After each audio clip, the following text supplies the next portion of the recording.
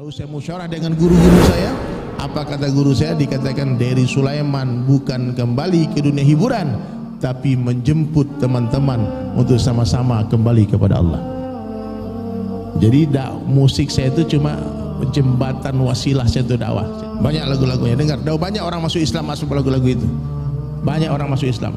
Memang benar ternyata Wali Songo menyebarkan Islam di Nusantara bukan dengan peperangan, tapi dengan panggung-panggung hiburan, dengan pendekatan sosial budaya. Tak ada satu orang pun yang bisa menghapus sejarah ini. Musik itu haram kalau syairnya mengajak orang berzina, mabuk, maksiat. Musik itu haram kalau dinyanyikan oleh wanita yang bukan mahrammu melilit badannya di depan matamu. Musik itu haram kalau kamu genjreng-genjreng di dalam masjid bawa alat band, bawa gitar dalam masjid, haram. Ada tempatnya, sah wa sah. Setiap waktu ada perintahnya, setiap perintah ada waktunya. Jangankan musik, baca Al-Quran itu haram kalau kamu baca di dalam WC. Nikah itu haram kalau kamu menikahi wanita yang belum habis masa iddahnya.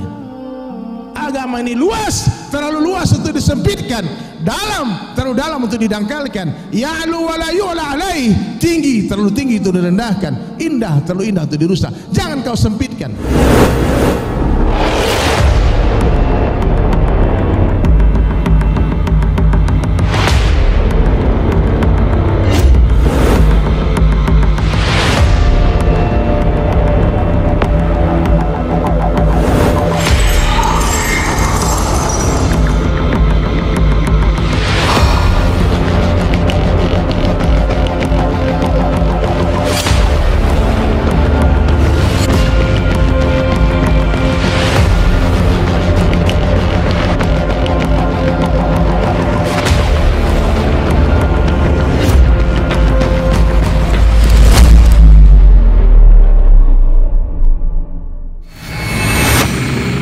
Saya putuskan untuk berpisah dengan musik waktu itu. Tahun 2000 saya tinggalkan musik, saya tinggalkan band. 98 saya keluar dari Beat terakhir itu. Kemudian hadirin sekalian, saya tidak main musik 11 tahun. Tidak dengar musik. Dengar pun gak mau, apalagi main. Hanya sibuk dakwah. Saya kurus 4 bulan setiap tahun. 8 bulan mencari nafkah, 4 bulan ngabisin duit. 8 bulan mencari duit, 4 bulan ngabisin duit. Karena kalau dakwah itu bukan nyari duit, dakwah itu ngabisin duit. Pergi ke seluruh dunia, kemana-mana. Kan Bapak cerita tadi, ke India, Bangladesh, ke dapat duit lagi ke Australia, pergi ke Cina, Hong Kong, ke Korea. Banyak negara saya kunjungi hadirin sekalian. Subhanallah. Kalau Indonesia dari Aceh sampai ke Papua sudah. Ada uang berangkat dakwah, ada uang berangkat dakwah. Sampai suatu hari tahun 2010 akhir, saya keluar 4 bulan di Cina, Pak, di Hong Kong. Saya khurus dakwah dengan teman-teman. Dapat 1 bulan terakhir gerak di Bandung. Saya ketemulah dengan artis-artis Peter Pan waktu itu kan, belum Noah namanya. Ari lagi di penjara waktu itu. Kemudian dengan anak mata band, dengan Nine Ball dan berbagai macam band-band yang ada di Bandung. Mereka tanya, Bang Dery kenapa nggak main band lagi? Kan jago main gitarnya bagus. Saya takut salah jawab, Pak. Lalu waktu itu ada gitar. Saya pernah buat syair tahun 2007. Wahai manusia, jangan engkau tertipu daya. Lagu yang tadi yang terakhir tuh. Nanti terakhir ditanya. Apa kata teman-teman? Merinding bang. Rekam. Akhirnya lagu itu direkam. Iseng. Saya tak mau jadi penyanyi waktu itu karena saya sudah betul-betul tidak berminat dengan dunia entertain. Saya tak berminat dengan kamera, dengan TV, semuanya nggak ada urusan. Saya mau dakwah saja. Apa yang terjadi hadirin sekalian? Saya bilang suruh Ray Nine Ball yang nyanyi. Akhirnya ketika suara Ray masuk, bagus suaranya. Yang nyanyi hingga akhir waktu. Subhanallah, kata Uwak Mata yang resemen musik, Bang Dery, kalau kemarin Bang Dery yang nyanyi aku merinding. Coba Bang Dery yang nyanyi deh. Saya panik, Pak. Disuruh jadi penyanyi lagi. Padahal udah 11 tahun fokus dakwah. Disuruh nyanyi lagi. Udah khutbah Id, udah khutbah hari raya, udah khutbah Jumat. Masa harus menjadi penyanyi lagi? Masa harus pegang gitar lagi? Lalu saya musyawarah dengan guru-guru saya. Apa kata guru saya? Dikatakan dari Sulaiman bukan kembali ke dunia hiburan, tapi menjemput teman-teman untuk sama-sama kembali kepada Allah. Jadi musik saya itu cuma jembatan wasilah saya itu dakwah. Saya tidak mencari nafkah dengan musik saya. Akhirnya hadirin, lagu itu direkam, ternyata dipakai oleh soundtrack sinetron Maijah Pengen ke Mekah. Pendengar nggak video sinetron nggak bu di SCTV? Itu 3 tahun itu sinetron, tiap hari lagu itu jadi backsoundnya. Sehingga semua orang dengar lagu itu dan tahu lagu itu. Tapi mohon maaf, sampai hari ini masih banyak orang yang belum tahu penyanyi saya, Pak. Banyak orang yang tahu lagu itu, ada pengamen nyanyi di jalan. Orang kaya mati, orang miskin mati, raja-raja mati, rakyat biasa mati. Saya bilang, bagus lagunya. Lagu siapa itu? Ahmad Dhani Ustaz katanya. Ya, ada yang bilang gitu. Dia nggak tahu lagu siapa. Dia nyanyi aja. Dia dengar lagu di radio mungkin. Tapi penyanyi siapa? Nggak tahu. Maka mulailah. Saya mulai buat studio kecil di rumah saya. Ada syair saya rekam. Tanpa sadar sekarang udah 80 lagu, Pak. Banyak lagu-lagunya. Dengar. Udah banyak orang masuk Islam masuk lagu-lagu itu. Banyak orang masuk Islam. Memang benar ternyata Wali Songo menyebarkan Islam di Nusantara bukan dengan peperangan, tapi dengan panggung-panggung hiburan, dengan pendekatan sosial budaya.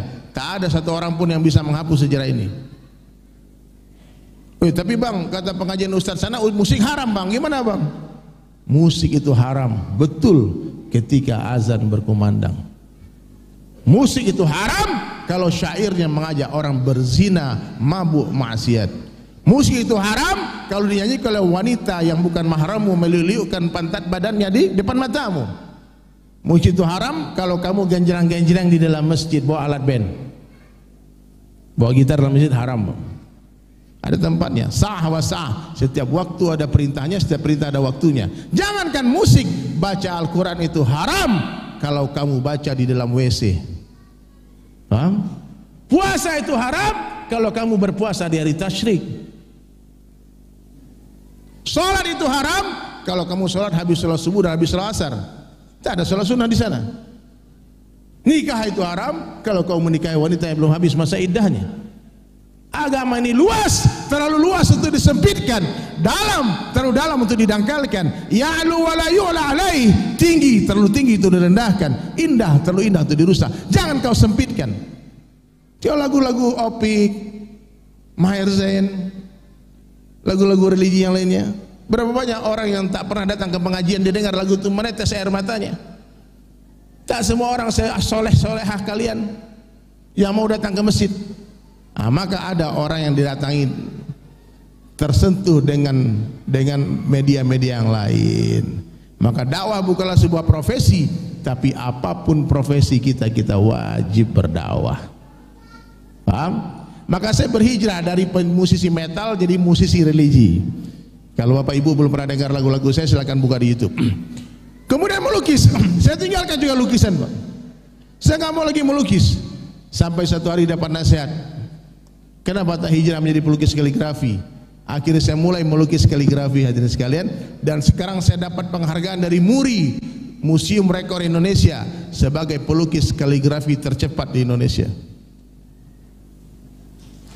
Allahu Akbar, subhanallah. Sallu ala Nabi. Saya sekarang sedang melukis Al-Quran 30 juz di atas kanvas.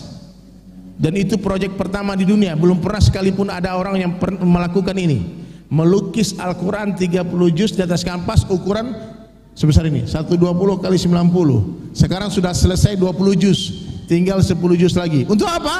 Untuk pembangunan masjid di Palembang, Masjid Baitur Rahman. Nah, jadi saya sekarang melukis kaligrafi, Pak. Bagaimana caranya bangun masjid pakai lukisan kaligrafi? Nanti lukisan itu akan didisplay di lantai 4 masjid itu. Satu halaman ada pemiliknya. Kita menggalang donasi untuk bangun masjid berjamaah. Al-Quran itu ada 604 halaman. Satu halaman donasi 10 juta. Satu orang. Umpama Pak Abdullah, dia nyumbang 10 juta ke masjid. Ke rekening masjid, bukan ke saya, Pak. Sumbang ke rekening masjid. Maka dituliskan namanya di halaman itu. Lukisan halaman 30 milik Abdullah. Nanti di display. Kalau ada orang baca lukisan itu, silakan nanti lihat di TikTok saya juga ada. Saya melukis, video melukis. Kemudian akan terkumpul donasi 6 miliar untuk pembangunan masjid. Alhamdulillah sampai hari ini sudah terkumpul 535 halaman. Masih ada sheet 80 halaman lagi. Silakan. Nanti minta informasi saya ataupun angkat tangan, saya mau siap sekarang. Nanti dihubungi sama Bang Taufan. Jadi hadirin sekalian, Akhirnya saya melukis, dari melukis potret makhluk hidup menjadi pelukis kaligrafi dan abstrak. Pernah waktu tahun 2014 saya melukis bersama Om Ebit GAD. Kita konser berdua di Bali untuk membangun masjid namanya Masjid Al-Fatah. Ada orang wakaf tanah di Bali mau bangun masjid. Kita galang donasi. Lalu saya bilang sama Om Ebit, Om satu lagu, aku satu lukisan. Satu lagu selesai, lukisan selesai. Akhir lukisan itu dilelang terjual 500 juta, Pak. Berapa? 500 juta. Lukisan saya pernah terjual 500 juta. Maknanya satu lukisan pernah jadi satu masjid. Takbir, Allahu Akbar. Waktu pembangunan pesantren di New York di Amerika, Imam Samsi Ali, saya bikin konser juga di Bandung bersama Mas Opik Tomboati, Opa Fadli Padi, bersama Teh Meli Guslow. Kita bikin konser, saya melukis langsung di atas panggung, satu lukisan saya terjual 300 juta. Dan itu 100% kita donasikan untuk pembangunan pesantren. Terkumpul donasi 10 miliar. Saya 10 lukisan saja laku. Subhanallah. Jadi dengan lukisan, dengan karya-karya kita bisa berdakwah. Kita bisa berbuat sesuatu untuk akhirat kita.